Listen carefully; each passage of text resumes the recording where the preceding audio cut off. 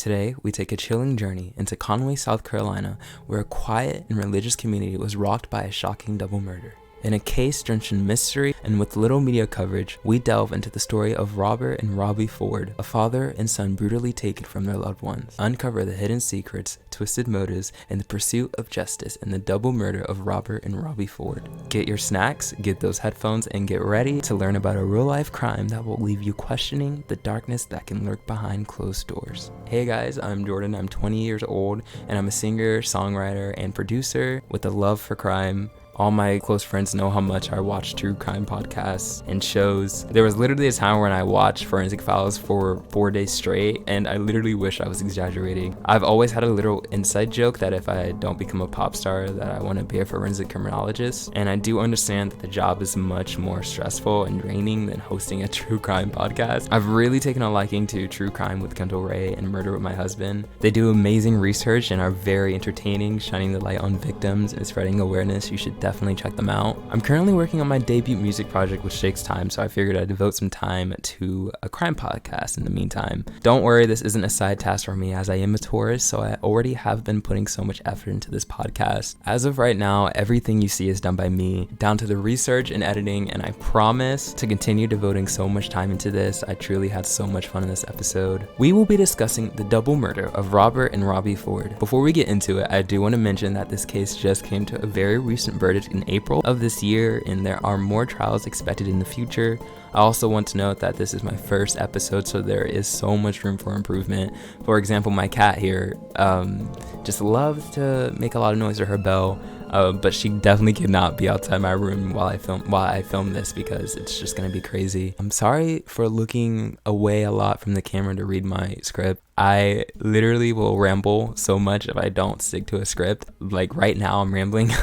So I'm sorry that constantly I'm like looking over at the script, but also I do want to make sure I'm hitting all the information I want to hit in each episode. This is also actually the first case I was able to do my own research on and develop a build for the episode. This case had very little media coverage and public information, therefore this episode will be fairly short. Not too short, but fairly short. But of course, I did manage to find enough information to film an episode. Please remember that this is a real case that deals with real victims and real families, so I ask that you please be respectful to the family, friends, and the community of Conway. Conway, South Carolina is home to Coastal Carolina University and is praised for its southern hospitality and slow living. According to CeladonLiving.com, we're known for our palm meadows, yellow jessamine, and ancient oak trees.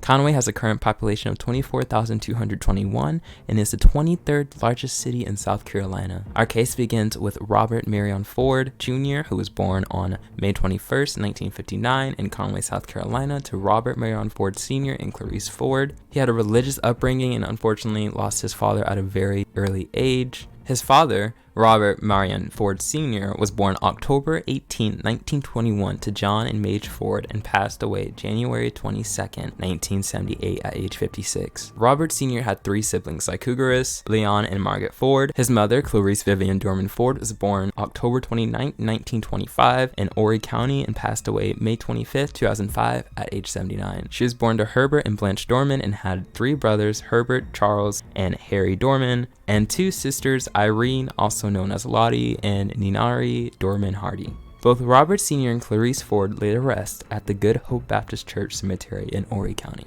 Robert Jr. lived a very faithful life. He was a member of the Good Hope Baptist Church, which he also attended throughout his childhood, and was the choir director for over 30 years. He was employed by Spectrum for over 20 years and was formerly employed by Grove Manufacturing and Pepsi Cola Bottling Company. He was a former deacon, Sunday school teacher, and Bible drill leader, and he also enjoyed volleyball and softball at the church. Ford sang in a quartet as the lead singer with Charles Hucks and Odell Dorman.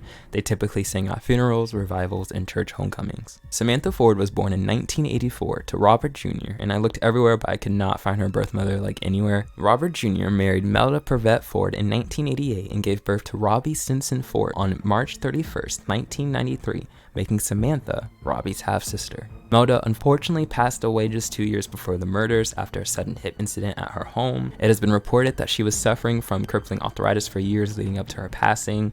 Melda loved singing, playing the piano, and tending to her plants. She was the life of her home, and it is said that all who knew her loved her and she loved them. Robbie was a graduate of Horry Georgetown Technical College and was attending Clemson University, where he was studying architecture. He was the caretaker of his grandmother's and mother before she passed, and also was a member of the Good Hope Baptist Church. He was only 25 at the time of the double murders. The Ford residence was built in 1993 and is described as a single-family residential-style home and was the scene of the horrific crime. It's located on South Carolina 19 or Highway 19, which appears to be a long 2-lane roadway and roughly 30 minutes out from Myrtle Beach. The residence had 3 bedrooms and 2 bathrooms on a 2.21 acre lot. It's currently off the market and can be valued at almost $380,000. The residence was 1 story, had a majority brick exterior with 1 brick step to the porch, and had 4 white chairs facing the street with a white Spectrum Company truck and a beige truck parked in the driveway. Spectrum is widely used by market consumers in commercial cable television channels, internet, telephone, and wireless service providers. Similar brands include Verizon and Xfinity. Each home on Highway 19 is very spaced out, and after further research, it appeared that the house closest to the Ford residence, just off to the left across from the residence, was abandoned and unkept.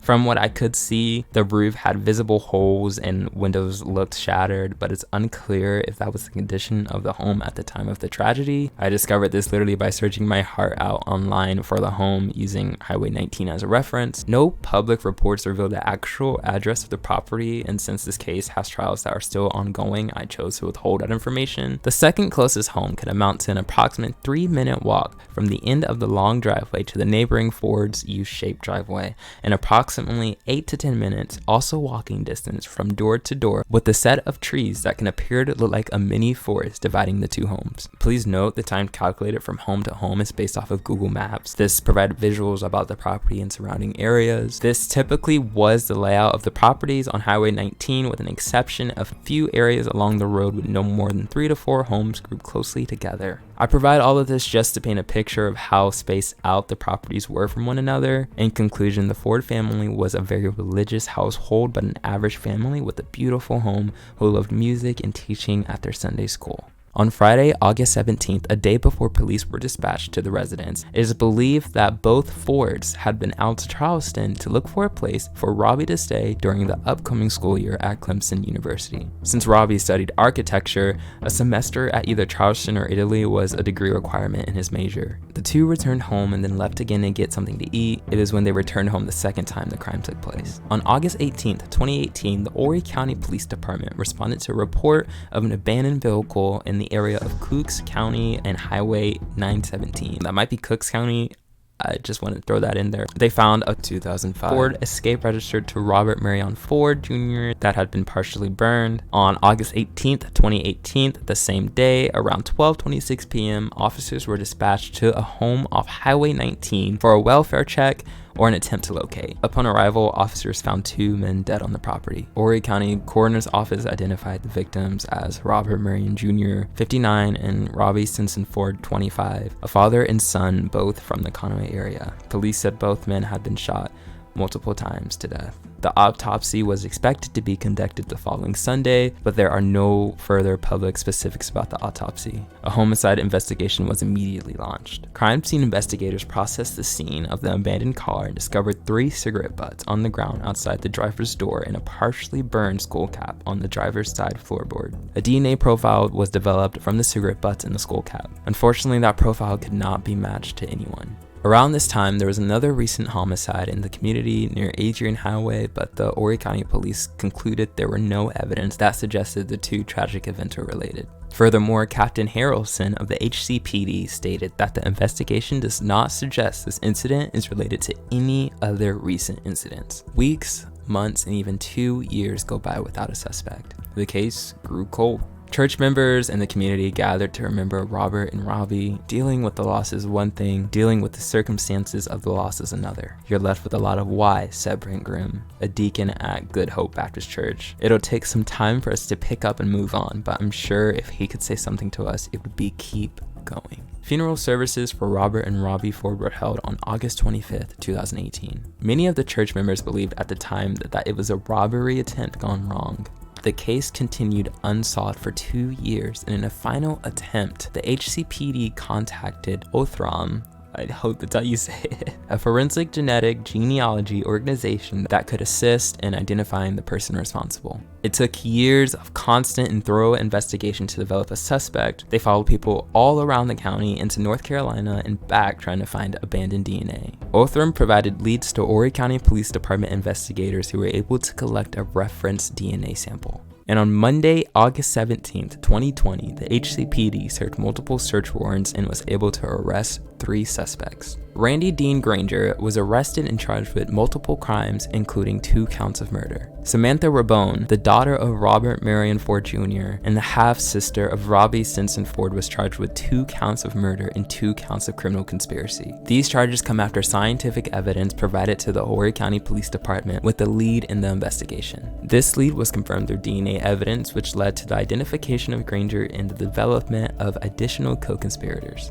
Arrest warrants stated that Rabone solicited Granger to commit the crime. Teresa Martin, 54, of Conway, was charged with conspiracy to commit a felony. Martin pleaded guilty to accessory after the fact on April 3, 2023, when the case went to trial, and agreed to testify against Granger and Rabone.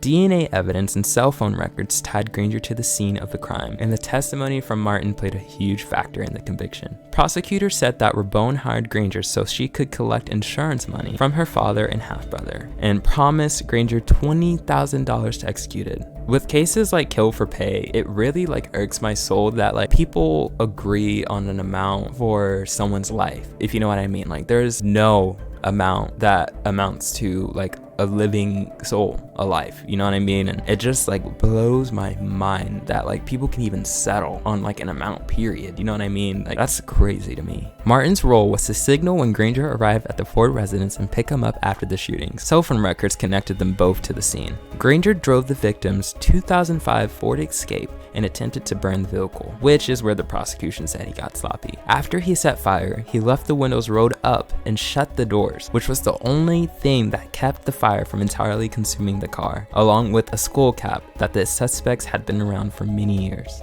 Martin later picked Granger up a certain distance from the burned car. It is unclear to public knowledge why Granger stole the car, maybe to stage a robbery, but it is clear that his DNA was found on the cigarette butts and skull cap. After a 3-day trial and a little more than 2 hours of deliberation, the jury convicted him of 2 counts of murder, 2 counts of criminal conspiracy, 3rd-degree arson, and possession of a weapon during a violent crime. And on April 6, 2023, Granger was sentenced to 2 consecutive terms of life in prison without the possibility of parole, on top of 20 years for crimes associated with the murders. It is reported that he had absolutely no reaction when his verdict and sentencing was read. No trial date has been set at the time of filming this for Rabone, and Martin will be sentenced at the conclusion of Rabone's trial. Martin appeared for a bond hearing on a Tuesday afternoon where her bond was set at $10,000. She was told not to have any contact with the victim's family. We're not promised tomorrow, so appreciate each other today, lift one another up, and keep trying to move forward, says Brent Groom. Both Robert and Robbie Ford laid to rest at the Good Hope Baptist Church Cemetery, and may they be forever remembered as kind, loving, and religiously oriented people who love to spread the word and teachings about their faith.